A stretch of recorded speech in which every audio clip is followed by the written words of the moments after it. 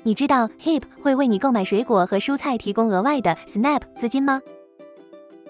HEAP 代表健康激励计划，这是马萨诸塞州的一个州级项目。该项目能让你用 SNAP 资金从参与该计划的当地农场购买农产品。如果你住在马萨诸塞州并领取 SNAP 福利，你可以自动参加 HEAP 计划。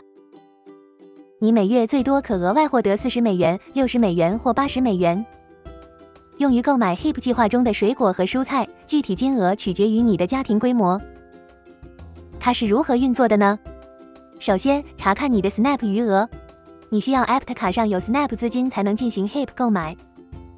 接下来，在 dtfinder.com 网站上的地图上，找到参与 HEAP 计划的农场，然后前往 HEAP 计划农场所在地，寻找 HEAP 标志。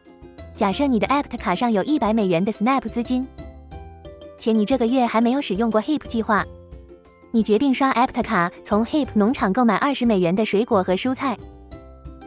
HEAP 会立即将你花费的20美元返还给你，并将其重新存入你 APT 卡上的 SNAP 账户。你会带着购买的农产品离开 HEAP 农场摊位，同时你 APT 卡上仍有100美元的 SNAP 资金，就好像你根本没有花费过任何 SNAP 资金一样。我们来看看你的 HEAP 收据，你会看到你一开始的 SNAP 金额，你购买水果和蔬菜所花费的 SNAP 金额，以及 HEAP 返还给你的金额。